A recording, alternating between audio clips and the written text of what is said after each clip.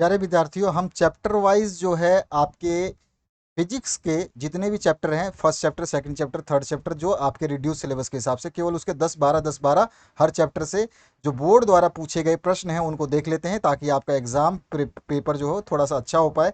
और जो है आपका जैक बोर्ड पे मुझे बिल्कुल भी विश्वास नहीं रहता, कभी भी आज तक विश्वास नहीं रहा है जैक बोर्ड पे। क्योंकि आज जो एसएसटी का पेपर हुआ उसमें केवल मात्र टर्म वन और टर्म टू को दोनों को मिला के केवल मात्र 10 क्वेश्चन दिए हैं पूरे सेट में से। पाँच पाँच 10 सेट बच्चों ने पढ़ा, मतलब 250-300 क्वेश्चन, 400-500 क्वेश्चन पढ़े हैं। उसमें से केवल और केवल 10 क्वेश्चन दोगे तो जैक बोर्ड ये बेवकूफ़ी कर रहा है। ठीक है ना? 10% का मतलब हुआ 10 क्वेश्चन का मतलब हुआ 2%, 3%। तो इसका मतलब क्या है? ये व्हाट इज़ दिस? तो जैक बोर्ड पे भरोसा नहीं है, जो चीज़ मिलता है उसको पढ़ लिया करो। तो हमारा तो मेन मकसद होता है कि आपको जितना हो सके अच्छे मटेरियल प्रोवाइड किया जाए। तो चलिए पहले चैप्टर से फटाफट देख लेते हैं, कुछ भी दिक्कत नहीं होगी आपको। इलेक्ट्रॉन के आवेश एवं संहति का अनुपात जो आपको बताना है, तो ये हो जाएगा 1.77 इंटू 10⁻11। ठीक है, तो यहाँ पर जो है आपका फर्स्ट ऑप्शन करेक्ट हो जाएगा। इसके बाद में है आपका वैद्युतशीलता का एसआई मात्रक जो है एप्सिलॉन नोट का क्या होता है। ये बहुत अच्छा क्वेश्चन है, इसमें आपका आंसर आ जाएगा कूलम स्क्वायर पर न्यूटन मीटर स्क्वायर। ठीक है, इसके बाद में नेक्स्ट है दो समान आवेशों क्यू क्यू को जोड़ने वाली रेखा के मध्य बिंदु पर एक आवेश क्यू डैश रख दिया जाता है। यदि तीनों आवेशों का निकाय संतुलन में हो तो क्यू डैश का मान आपका बताना है, तो आंसर हो जाएगा -q/4।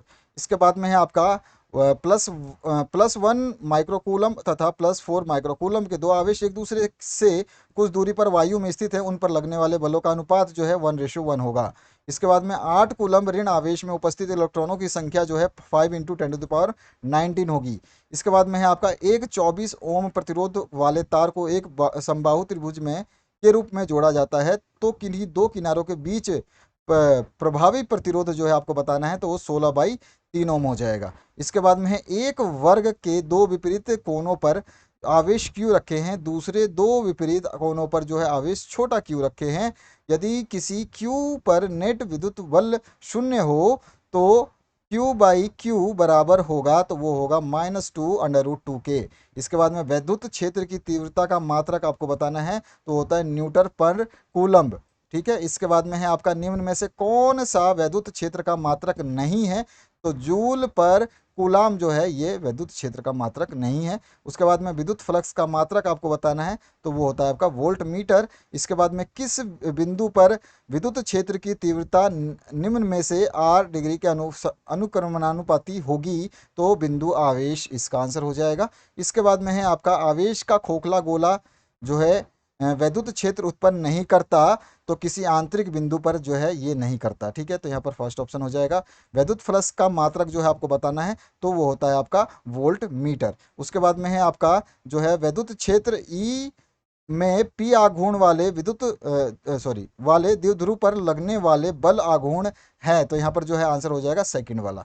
इसके बाद में 0 डिग्री केल्विन पर ताप शुद्ध अर्धचालक है, तो यहाँ पे आ जाएगा विद्युत रोधी। फोर्थ ऑप्शन जो है करेक्ट हो जाएगा। उसके बाद दूसरा चैप्टर जो है वैद्युत विभव का मात्रक आपको बताना है, तो जूल कूलाम होता है, पर कूलाम होता है। उसके बाद में है E = 0 तीव्रता वाले वैद्युत क्षेत्र में V का दूरी r के साथ परिवर्तन जो है आपको बताना है, तो इस ऑप्शन नंबर 4 हो जाएगा, जो कि V जो है r पर निर्भर नहीं करेगा। इसके बाद में है एक समान वैद्युत क्षेत्र E में रखे वैद्युत द्विध्रुव आघूर्ण P वाले वैद्युत द्विध्रुव को 90 डिग्री से घुमाने में कृत कार्य जो है आपको बताना है, तो वो हो जाएगा PE। ठीक है, उसके बाद में आपका जो है एक 5 सेंटीमीटर त्रिज्या वाले विद्युत के खोखले गोलीय सतह को इस प्रकार आवेशित किया जाता है कि इसके तल पर 10 वोल्ट का विभव हो, तो केंद्र पर विभव बताना है, तो आ जाएगा 10 वोल्ट। इसके बाद में है आपका वैद्युत द्विध्रुव के कारण केंद्र से r दूरी पर अक्ष में स्थित बिंदु पर विद्युत क्षेत्र की तीव्रता एवं विभव क्रमशः E तथा V हैं, तो E तथा V में संबंध आपको बताना है, तो E = V/R हो जाएगा। इसके बाद में एक बिंदु आवेश पर विद्युत द्विध्रुव के कारण लगने वाला बल निर्भर करता है, तो वो निर्भर करता है F is directly proportional to 1/r²। उसके बाद में जो है आपका नेक्स्ट एक आवेशित वायु सांद्रित्र में U0 ऊर्जा संचित है, एक पैराविद्युत की पट्टी जिसका पैरावैद्युतांक K है को इसमें प्रवेश कराने पर ऊर्जा U हो जाती है, तो जो है आपकी वैल्यू क्या आ जाएगी, तो U equals to U not upon में K। इसके बाद में नेक्स्ट जो क्वेश्चन है, इसमें आपका वायु में 1 सेंटीमीटर दूरी पर रखे प्रत्येक 1 माइक्रो कूलाम के 2 धनात्मक बिंदु आवेशों की निकाय की वैद्युत स्थिति ऊर्जा जो है वो होगा आपका 0.09 0.9 जूल। उसके बाद में है आपका निम्नलिखित में से धारिता का मात्रक कौन सा है, तो धारिता का मात्रक है आपका कूलाम पर वोल्ट। इसके बाद में है आपका वायु में रखे 2 धनावेशों के मध्य पैरा विद्युत पदार्थ रख देने पर इनके बीच प्रतिकर्षण बल का मान जो है वो क्या होगा, घट जाएगा। इसके बाद में है माइक्रोफैराड धारिता वाले 100 माइक्रोफैराड धारिता वाले संयंत्र को 10 वोल्ट तक आवेशित करने पर उसमें संचित ऊर्जा कितनी होगी, तो आंसर आ जाएगा 5 × 10⁻³ जूल। उसके बाद में है आपका बहुविकल्पीय प्रश्न अगले चैप्टर से। कंटिन्यूअस चैप्टर हैं जो आपके शामिल किए गए बोर्ड द्वारा, और जिनको हटाया गया है उन चैप्टर्स को नहीं देख रहे हैं इसमें। लगातार 1 2 3 4 5 6 7 8 9 10 और फिर आपका 11, उसके बाद में 12 और 13 शायद नहीं है, उसके बाद में 14, इस तरह से है आपका। तो किसी चालक में 3.2 एम्पियर की धारा प्रवाहित हो रही है, प्रति सेकंड प्रवाहित इलेक्ट्रॉनों की संख्या जो है वो बतानी है, तो हो जाएगा 2 × 10⁻19। उसके बाद में वैद्युत धारा तथा अपवाह वेग में संबंध आपको बताना है, तो इनमें संबंध जो होगा वो हो जाएगा आपका पहला ऑप्शन करेक्ट। इसके बाद में है आपका एक बेलनाकार चालक की प्रतिरोधकता एवं विशिष्ट चालकता का गुणनफल निर्भर करता है, तो वो तापक्रम पे निर्भर करता है। यदि इलेक्ट्रॉन का अपवाह वेग जो है तथा विद्युत क्षेत्र की तीव्रता ई है, तो निम्न में से कौन सा संबंध ओम के नियम का पालन करेगा, तो संबंध नंबर 2 जो है ओम के नियम का पालन करेगा। उसके बाद में है 50 ओम प्रतिरोध के धात्विक तार को खींचकर उसकी लंबाई 2 गुनी कर देते हैं, उसका नया प्रतिरोध जो है वो 200 ओम हो जाएगा। उसके बाद में 100 वाट 220 वोल्ट का बल्ब 110 वोल्ट की सप्लाई से जुड़ा है, बल्ब में व्यय होने वाली शक्ति आपको बतानी है, 25 वाट आ जाएगा इसका आंसर। किसी तार का वैद्युत प्रतिरोध जो है वो 500 ओम है, इसकी वैद्युत चालकता कितनी होगी, तो इसका आंसर आ जाएगा आपका 0.002 पर ओम, 0.002 पर ओम। उसके बाद में है आपका नेक्स्ट चैप्टर, गतिशील आवेश उत्पन्न करता है या फिर धारावाही चालक के चारों ओर उत्पन्न वाले होने वाला क्षेत्र है। बहुत इंपॉर्टेंट क्वेश्चन है, तो क्या आंसर आ जाएगा, वैद्युत और वैद्युत चुंबकीय क्षेत्र दोनों। एमपी बोर्ड में ये क्वेश्चन 2021 में आ चुका है, तो थर्ड ऑप्शन जो है इसका करेक्ट हो जाएगा। इसके बाद में है आपका एक विद्युत चुंबकीय क्षेत्र किया जा सकता है, तो क्या कर सकते हैं इसको, तो हमारा आंसर जो है थर्ड हो जाएगा, फर्स्ट तथा दो दोनों द्वारा। तो आपका पहला केवल गतिमान आवेश द्वारा और केवल बदलते वैद्युत क्षेत्र द्वारा भी। इसके बाद में चुंबकीय क्षेत्र की तीव्रता का मात्रक होता है या फिर चुंबकीय क्षेत्र का मात्रक होता है, तो आंसर आएगा वेबर पर मीटर स्क्वायर, तो आपका सेकंड ऑप्शन करेक्ट हो जाएगा। इसके बाद में है आपका जो है यहाँ पर एक इक्वेशन दी गई, इसकी पावर है -1/2 का मान आपसे पूछा गया है, तो इसका मान कितना आ जाएगा, तो इसका मान आ जाएगा 3 × 10⁻10 सेंटीमीटर पर सेकेंड। इसके बाद में है एक समान चुंबकीय क्षेत्र बी में बल रेखाओं के समानांतर एक इलेक्ट्रॉन जिसका आवेश ई है वेग v से चलता है, इलेक्ट्रॉन पर लगने वाला बल जो है आपको बताना है, तो वो हो जाएगा 0। उसके बाद में है m द्रव्यमान का कण जिस पर आवेश q है एक समान विद्युत चुंबकीय क्षेत्र b के लंबवत वेग v से प्रविष्ट होता है, इसके पथ की त्रिज्या आपको बतानी है, तो त्रिज्या होगी mv/qv। इसके बाद में है किसी समान चुंबकीय क्षेत्र में एक इलेक्ट्रॉन क्षेत्र के लंबवत दिशा में प्रवेश करता है, इलेक्ट्रॉन का पथ होगा जो वो वृत्ताकार होगा। इसके बाद में चुंबक के द्विध्रुव आघूर्ण का मात्रक आपको बताना है, तो वो होता है एम्पियर मीटर स्क्वायर। इसके बाद में है एक वृत्तीय धारा लूप पर चुंबकीय द्विध्रुव आघूर्ण m है, यदि धारा लूप की त्रिज्या आधी कर दी जाए तब चुंबकीय द्विध्रुव आघूर्ण कितना होगा, आधा कर दिया जाएगा, तो m/2 हो जाएगा, तो इसका आंसर हो जाएगा सेकंड। इसके बाद में है यदि किसी a क्षेत्रफल वाले कुंडली में धारा I बह रही है और फेरों की संख्या n है, तो कुंडली का चुंबकीय आघूर्ण m जो है आपको बताना है, तो चुंबकीय आघूर्ण जो है NIA हो जाएगा, फर्स्ट ऑप्शन करेक्ट हो जाएगा। एक वृत्ताकार छल्ले का क्षेत्रफल 1 सेंटीमीटर स्क्वायर है तथा इसमें 10 एम्पियर धारा प्रवाहित हो रही है, तो 0.1 टेस्ला तीव्रता का चुंबकीय क्षेत्र छल्ले के तल के लंबवत लगाया जाता है। चुंबकीय क्षेत्र के कारण छल्ले पर लगने वाला बल आघूर्ण जो है आपको बताना है, तो वो हो जाएगा आपका 1 न्यूटन मीटर। इसके बाद में है आपका नेक्स्ट क्वेश्चन, इसमें है चुंबकीय क्षेत्र बी वेग v के गतिमान आवेश q के एक कण पर लगने वाला बल जो F है वो क्या होगा, तो आंसर हो जाएगा आपका QVV। ठीक है। इसके बाद में आपका नेक्स्ट जो है एक वृत्ताकार लूप पर पृष्ठ क्षेत्रफल a तथा इसमें प्रवाहित धारा I चुंबकीय क्षेत्र की तीव्रता बी लूप के तल में लंबवत है, चुंबकीय क्षेत्र के कारण लूप में लगने वाला बल आघूर्ण जो है BIA हो जाएगा। इसके बाद में है चुंबकीय क्षेत्र बी के लंबवत v वेग से चलने वाले आवेश Q पर लगने वाले बल F का मान जो है आपका क्या हो जाएगा, F equals to Q V V. इसके बाद में बहुविकल्पीय प्रश्न अगले चैप्टर से, तो ज़्यादा नहीं है, 10-10 12-12 क्वेश्चन ही है, किसी में 8 भी है किसी में 9 भी है, इससे ज़्यादा क्वेश्चन ही नहीं लिए हैं हमने। तो यहाँ पर जो है प्रश्न संख्या 1 है इस चैप्टर से, वह पदार्थ जो किसी चुंबकीय क्षेत्र में रखने पर चुंबकीय क्षेत्र के विपरीत दिशा में क्षीण चुंबन प्राप्त कर लेता है, तो वो क्या प्रतिचुंबकीय पदार्थ होगा। तो यहाँ पहला ऑप्शन जो है करेक्ट हो जाएगा। और डोमेन किस पदार्थ में बनते हैं, तो आंसर आ जाएगा लोह चुंबकीय में, तो यहाँ पे थर्ड ऑप्शन करेक्ट हो जाएगा। और पृथ्वी के चुंबक के ध्रुवों पर नति यानी नमन कोण का मान जो आपको बताना है तो वो 90 डिग्री होगा। और वह कौन सा चुंबकीय पदार्थ है जो बाह्य चुंबकीय क्षेत्र का विरोध करता है, तो वो प्रतिचुंबकीय है। इसके बाद में है आपका चुंबकीय यामुत्तर और भौतिक यामुत्तर के बीच में कोण को कहते हैं, तो उसको बताए दिक्पात कोण, तो यहाँ पे सेकंड ऑप्शन करेक्ट हो जाएगा। इसके बाद में किसी स्थान पर पृथ्वी के चुंबकीय क्षेत्र के क्षैतिज तथा ऊर्ध्वाधर घटक बराबर हैं, उस स्थान पर नति कोण का मान जो है आपको बताना है, तो वो हो जाएगा 45 डिग्री। इसके बाद में पृथ्वी तल के नीचे के किसी निश्चित स्थान पर पृथ्वी के चुंबकीय क्षेत्र का ऊर्ध्वाधर घटक क्षैतिज घटक का √3 गुना है, तो इस स्थान पर नति कोण जो है आपको बताना है, तो वो हो जाएगा 60 डिग्री। यदि E तथा H क्रमशः बिंदु क्षेत्र तथा चुंबकीय क्षेत्र की तीव्रता को प्रदर्शित करते हैं, तो E/H का मात्रक जो है आपको बताना है, तो इसका मात्रक हो जाएगा ओम। इसके बाद में नेक्स्ट जो क्वेश्चन है इसमें पूछा गया, किसी स्थान पर पृथ्वी के चुंबकत्व का क्षैतिज घटक H दे रखा है और तथा नमन कोण 30 डिग्री है, तो संपूर्ण जो है चुंबकीय क्षेत्र का मान आपको बताना है, तो हो जाएगा 3.4 × 10⁻⁵ वेबर पर मीटर स्क्वायर। इसके बाद में अगला चैप्टर है, प्रेरित विद्युत धारा की दिशा का पता चलता है, तो लेंज के नियम द्वारा पता चलता है। इसके बाद में है आपका लेंज का नियम किसके संरक्षण नियम के अनुरूप उत्पन्न होता है, तो आंसर हो जाएगा ऊर्जा। उसके बाद में लेंज के विद्युत चुंबकीय फ्लक्स प्रेरण के नियम अनुसार इनमें से क्या सत्य है, तो ऊर्जा संरक्षण जो है सत्य है। हेनरी पर मीटर किसका मात्रक है, तो ये चुंबकशीलता का मात्रक है। इसके बाद में L/R की बीमा होगी, यानी कि इसकी डायमेंशनल फॉर्मूला आपको बतानी है, तो आंसर हो जाएगा आपका m0 L0 T।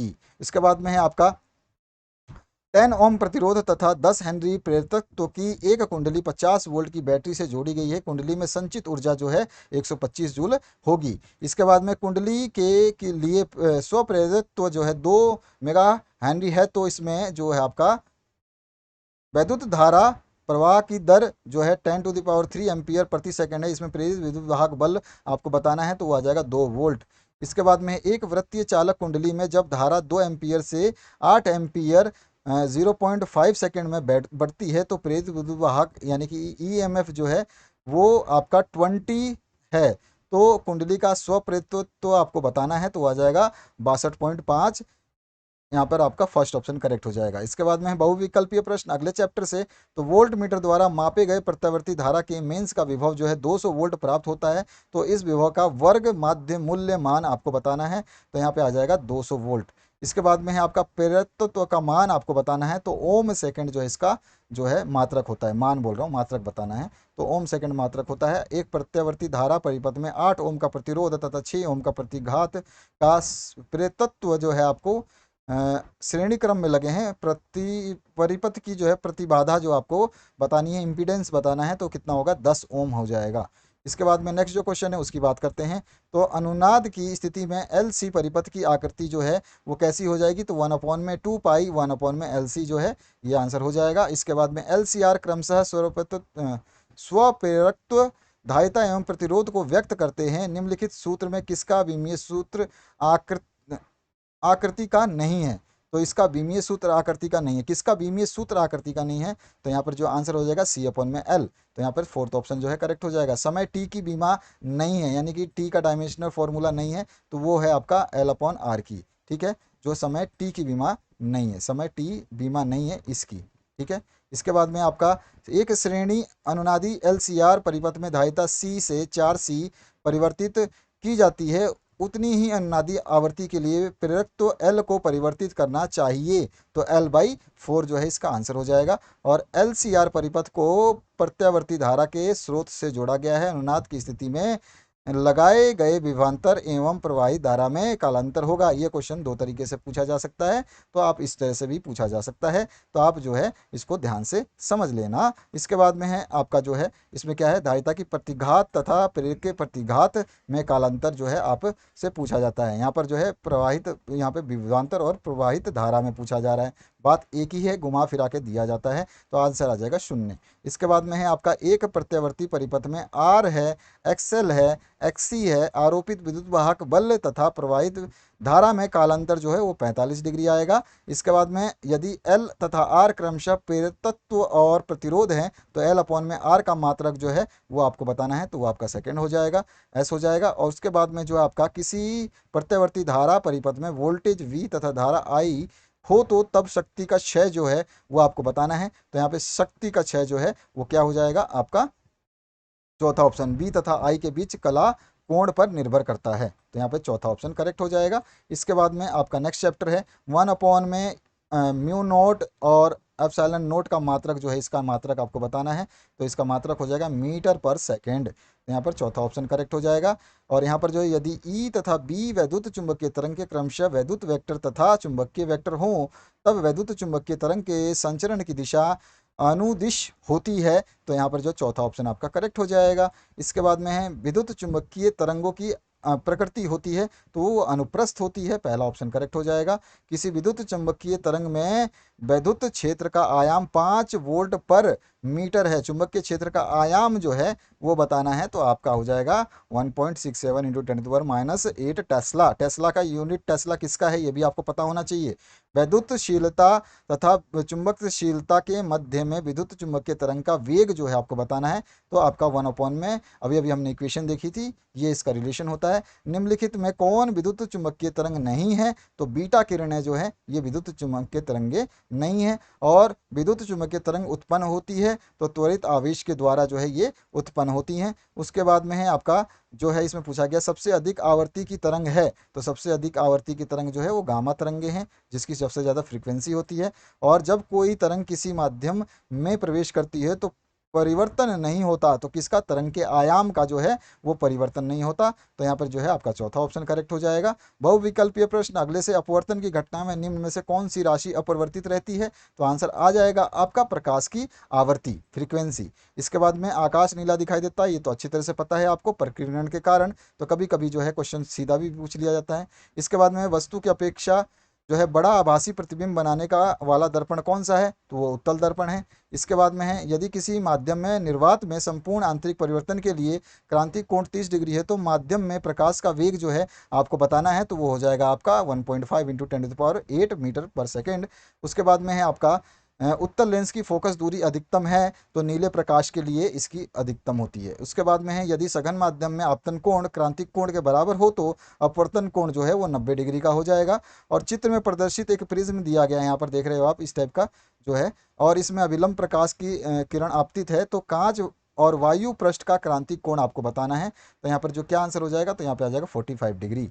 इसके बाद में अगला क्वेश्चन जो, यदि विरल तथा सघन माध्यम में प्रकाश की चाल v1 और v2 हो, तो सघन माध्यम में क्रांतिक कोण c का मान जो है आपको बताना है, तो वो हो जाएगा v1 equals to v2 cosec c, तो यहाँ पर जो है आपका चौथा ऑप्शन करेक्ट हो जाएगा। इसके बाद में वायु के सापेक्ष जल तथा और कांच के अपवर्तांक क्रमशः 4/3 और 5/3 है, तो यहाँ पर जो है कांच का जल के सापेक्ष अपवर्तांक जो है आपका 5/4 हो जाएगा। और इसके बाद में किसी सघन माध्यम में क्रांतिक कोण को निम्नलिखित से व्यक्त किया जाता है, यहाँ पर ये इक्वेशन दे रखी है, तो सघन माध्यम का अपवर्तांक विरल माध्यम के सापेक्ष जो है वो क्या हो जाएगा, 5/3 हो जाएगा। इसके बाद में वायु में प्रकाश की चाल जो है ये दे रखी है, और 1.5 अपवर्तांक दे रखा है, इंडेक्स दे रखा है। कांच में प्रकाश की चाल आपको बतानी है, तो यहाँ पर जो है 2 इंटू 10⁸ मीटर पर सेकेंड हो जाएगा। किसी गोलीय दर्पण की फोकस दूरी f और वक्रता त्रिज्या में संबंध, 10वीं क्लास का भी क्वेश्चन है ये, f इक्वल्स टू r/2 होता है, कभी कभी ये क्वेश्चन जो है पूछता है, तो ध्यान रखना है आपको। इसके बाद में आपका जो है डायप्टर और 4 डायप्टर और -2 डायप्टर क्षमता के 2 लेंस संपर्क में रखे गए संयुक्त लेंस की जो है फोकस दूरी, ये बहुत अच्छा क्वेश्चन है, तो इसका आ जाएगा 50 सेंटीमीटर। इसके बाद में है आपका एक उत्तल लेंस मुख्य अक्ष पर रखी बिंदु वस्तु का वास्तविक प्रतिबिंब बनाता है, यदि लेंस के ऊपरी अर्ध भाग को काला कर दिया जाए तो क्या होगा, तो प्रतिबिंब की तीव्रता घट जाएगी। इसके बाद में है आपका +3 डायप्टर -5 डायप्टर क्षमता के 2 लेंस संपर्क में रखे गए हैं, इसकी संयोजन फोकस दूरी जो आपको बतानी है तो -50 सेंटीमीटर आ जाएगी। इसके बाद में है आर वक्रता त्रिज्या और n1 अपवर्तांक का एक समतल उत्तल लेंस आर वक्रता त्रिज्या तथा n2 अपवर्तांक के समतल अवतल लेंस के संपर्क में चित्रानुसार रखा जा रहा है। इस टाइप के हम क्वेश्चन सेट 2 के टर्म 2 में कर चुके हैं। संयुक्त लेंस की क्षमता जो है आपको बतानी है तो n1 + n2 - 2 अपॉन में r जो है इसका क्षमता हो जाएगा। थर्ड ऑप्शन करेक्ट हो जाएगा।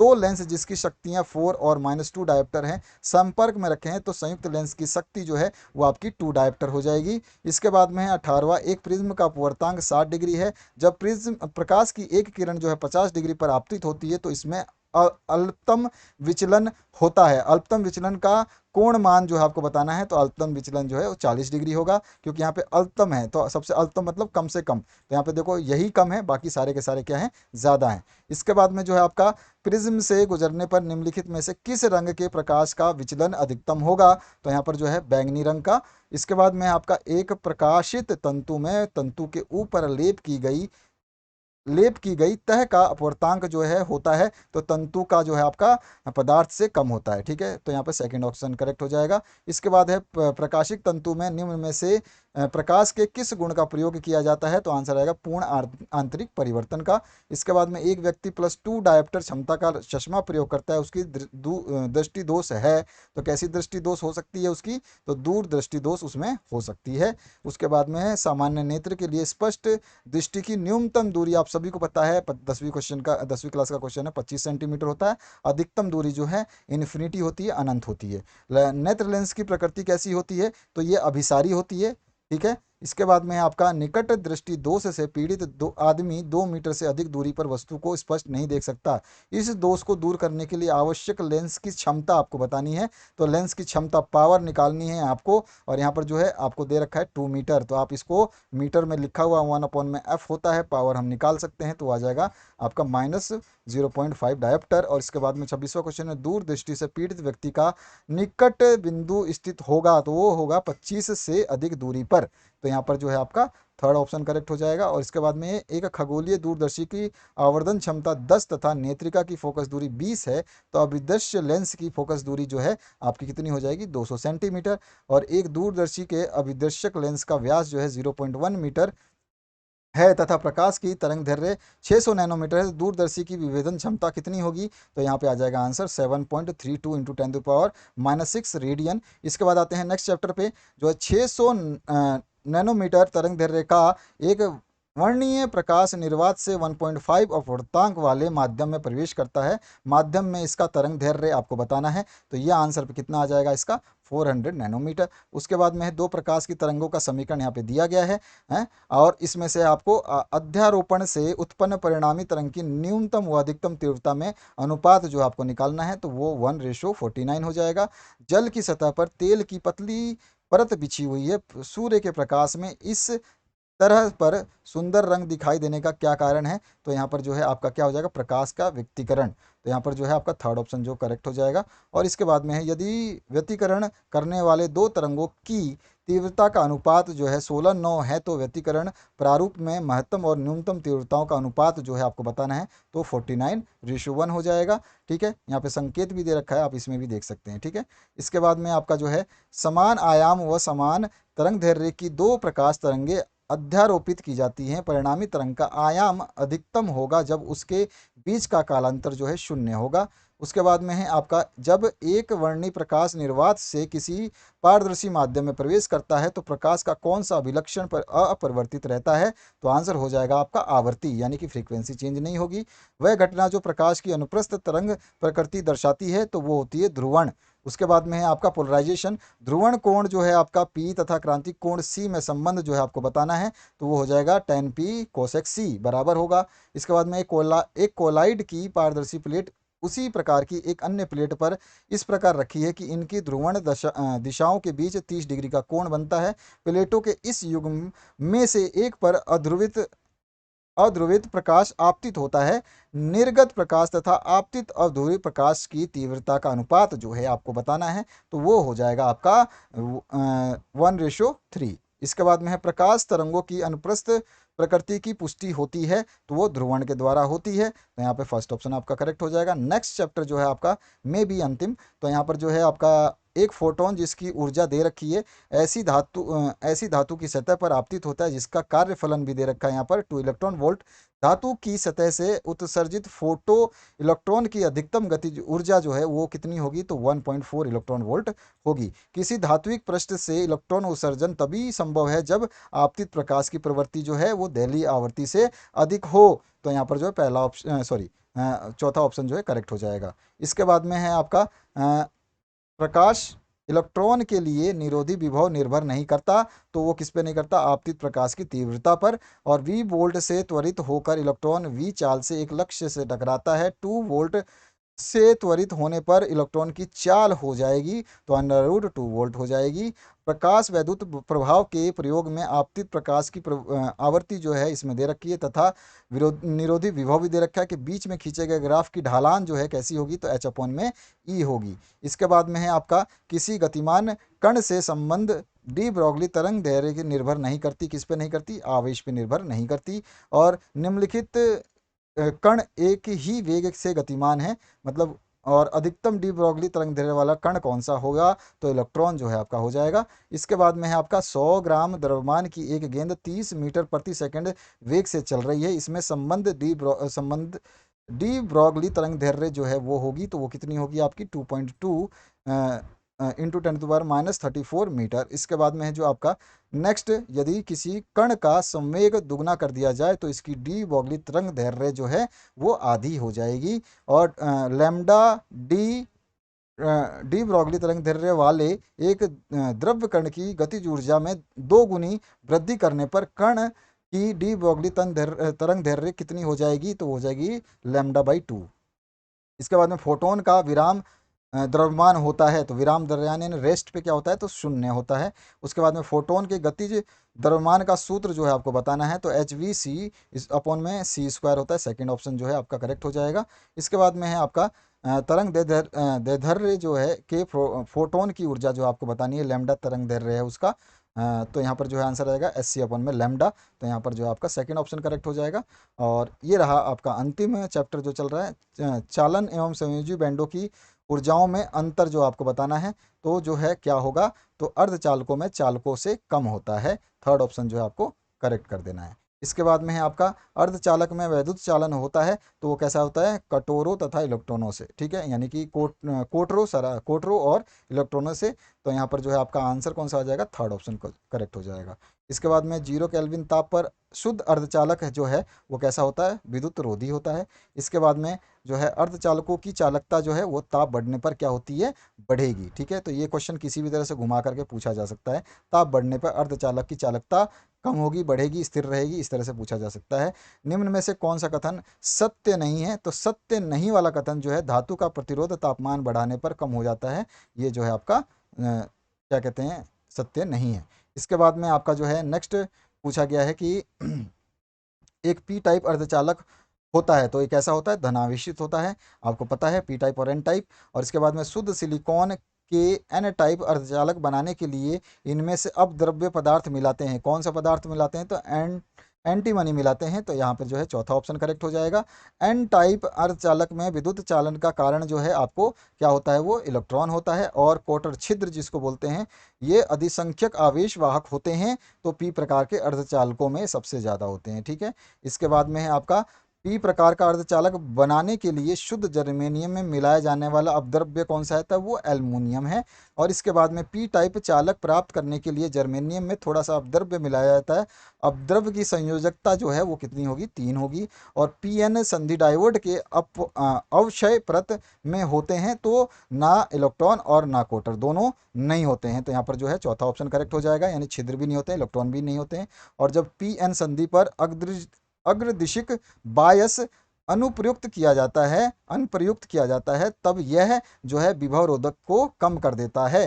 तो यहाँ पर जो है आपका थर्ड ऑप्शन करेक्ट हो जाएगा। इसके बाद में है आपका 14 नंबर, एक NPN ट्रांजिस्टर में संग्राहक धारा 24 मिली एम्पियर है। यदि संग्राहक की ओर 80% इलेक्ट्रॉन पहुँचते हैं तो आधार धारा जो है वो क्या हो जाएगी, तो 6 मिली एम्पियर हो जाएगी, जो आपका थर्ड ऑप्शन करेक्ट है। और इसके बाद में एक ट्रांजिस्टर के उभयनिष्ठ उत्सर्जक प्रवर्धक के लिए शक्ति प्रवर्धन ए पी तथा वोल्टेज प्रवर्धन ए एल हो तब धारा प्रवर्धन होगा, तो होगा ए पी अपॉन में ए वी। सॉरी, ये ए एल नहीं, ए वी है, ठीक है ना, ये मिटा हुआ थोड़ा सा, ए पी और ए वी है, तो ए पी अपॉन में ए वी हो जाएगा। तो यहाँ पे थर्ड ऑप्शन, सॉरी, यहाँ पे थर्ड ऑप्शन, सेकंड ऑप्शन जो है करेक्ट हो जाएगा। ठीक है, इसके बाद में आपका सेकंड, बस यही इतने ही क्वेश्चन है। तो यहाँ पर जो है आपका ट्रांजिस्टर के उत्सर्जक पर लगाया गया तीर संकेत करता है, क्या करता है ये, धनात्मक धारा प्रवाह की दिशा को। तो यहाँ पर जो है आपका थर्ड ऑप्शन करेक्ट हो जाएगा। इसके बाद में जो है दो निवेशी टर्मिनलों वाले ओ आर गेट यानी कि ओ एयर गेट का निर्गत केवल तब जीरो या शून्य होता है जब जब क्या होता है, इसके दोनों निवेशी शून्य हो। तो यहाँ पे आपका चौथा ऑप्शन जो है करेक्ट हो जाएगा। और इसके बाद में 18वां क्वेश्चन है, और गेट में एक निवेश शून्य एवं दूसरा एक है तो निर्गत कैसा होगा, तो निर्गत जो है आपका एक होगा। और निम्नांकित लॉजिक गेट निकाय को निरूपित करता है, किसको निरूपित करता है, इसको देख करके बताना है। तो ये है आपका और गेट। तो यहाँ पर जो है आपका आंसर आ जाएगा सेकेंड ऑप्शन। तो इस तरह से आपने मोस्ट इंपॉर्टेंट क्वेश्चंस देखे, पूरे चैप्टर वाइज कवर कर लिया हमने। और आशा करता हूँ कि आपके एग्जाम में इनमें से बहुत सारे क्वेश्चन आपको देखने को मिले, ताकि आपकी तैयारी जो है अधूरी ना रह पाए। आपके जैक बोर्ड का बिल्कुल भी 1% भी भरोसा मत करना। जो चीज़ें मिल रही हैं, मॉडल पेपर मिल रहा है, मॉडल पेपर भी पढ़ो, एक्स्ट्रा क्वेश्चंस मिल रहे हैं, एक्स्ट्रा क्वेश्चंस भी पढ़ो। क्योंकि जैक बोलता कुछ है, करता कुछ है। ये तो पागल वैसे ही से हो चुका था मेरे हिसाब से। आपका जो फर्स्ट टर्म के जब इसने मॉडल पेपर जारी किए थे, उसी समय से ये पागल हो चुका था। मुझे लग रहा था कि भैया ये सब कुछ कुर्ता करेगा ही करेगा, और वही काम उसने किया था। मुझे ये भी डाउट था कि फर्स्ट टर्म नहीं होगा, उसको टालते टालते नहीं कराया इसने। सेकंड टर्म में ऐसा कर दिया कि फर्स्ट टर्म और सेकंड टर्म एक साथ में बच्चों को बहुत ज़्यादा लोड प्रतीत हो रहा है और बच्चों को दिक्कत हो रही है। तो आशा करता हूँ इस वीडियो को आप शेयर करेंगे। Thank you very much, have a good day.